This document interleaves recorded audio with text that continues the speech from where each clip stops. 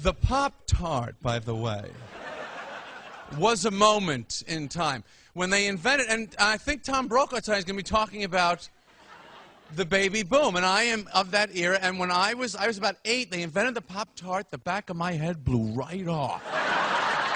There's really no convenience food that's as culturally ubiquitous as the Pop-Tart has become. From being comedy fodder for comedians such as Jerry Seinfeld and David Letterman, to being airdropped by the millions to troops in Afghanistan, the Pop-Tart transcends the breakfast aisle and has landed smack dab in the middle of the cultural zeitgeist. There's something uniquely American about the Pop-Tart. It's quick, practical, artificial, but ultimately great on the inside. Pop-Tarts are a breakfast powerhouse, but how did we get here? Buckle up, because we're about to take a look.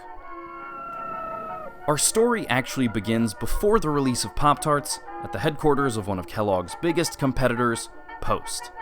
For much of the early 20th century, food manufacturers were duking it out in the cereal aisle.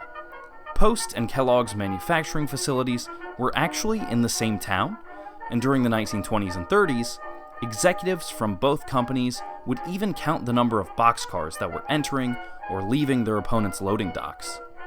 After World War II, however, these companies doubled down on their R&D departments, creating new products for the post-war era. Companies were looking to simplify food prep to combat the increasing amount of time that people were spending away from home. One of the pioneering advancements in new, low-maintenance, long-lasting food came from Post, and it was actually a dog food. The Gaines Burger was a semi-moist dog food that didn't spoil on the shelf and didn't require a fridge. This had a ripple effect on human food as well, and Post used the same process to preserve fruit filling for their precursor to the Pop-Tart, called Country Squares. If you've never heard of Country Squares, it's because Post made a series of errors in the unveiling of the product. First, the company was slow getting the product onto shelves, and that gave Kellogg's a chance to exercise true American ingenuity, copying the idea and producing their own version as fast as possible to go toe-to-toe with Country Squares. In addition, the name tested poorly and audiences outright rejected it. Although Country Squares might sound stupid now, people in the 60s liked it even less, as the term square was often used to refer to things that were lame or uncool, like me. A mere 6 months after Post announced the release of Country Squares, Kellogg unveiled Pop-Tarts. Being Country Square's edgy younger brother, the name Pop-Tart was an intentional reference to Andy Warhol's pop art, an attempt to make the product seem cool and trendy. Kellogg also had a lot of money to toss around from their success in the cereal market, and they used it to double down on advertising, licensing hugely popular characters such as Yogi Bear and Bugs Bunny to target a younger demographic. Pop-Tarts originally came in 4 flavors: brown sugar cinnamon, blueberry, strawberry, and apple currant, which was promptly replaced by apple berry because no one knew what the a currant was.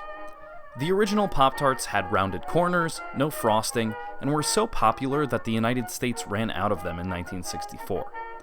One of the most important features of Pop-Tarts are the tiny holes on the side, which still exist today. These holes, which let Pop-Tarts breathe so they don't get soggy in the toaster, are called Docker holes. Also a fun name to call yuppies that live in the financial district.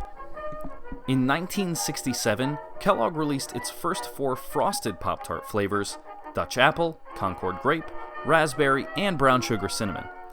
Pop-Tarts also got their own mascot, Milton, who was a sentient toaster who sounded a lot like your chain-smoking uncle. Unfortunately, Milton was forced to retire after a brief tenure, following a commercial which depicted a small girl hugging the anthropomorphic toaster. Fearing that children across America would do the same thing to their toasters, Kellogg decided to unplug Milton for good. Where you going, Susie? Since then, Pop-Tarts has continued its meteoric rise to the top. There are over 30 flavors now, and countless special edition flavors as well. That's not to say that Kellogg hasn't hit a few bumps in the road along the way. In 2001, the Philadelphia Inquirer reported that the pastries had been linked to at least 17 house fires, as the heat of a toaster can ignite the corn syrup filling, setting the crust aflame. Despite that hot scoop, sales for Pop-Tarts have been on the rise for at least 3 decades.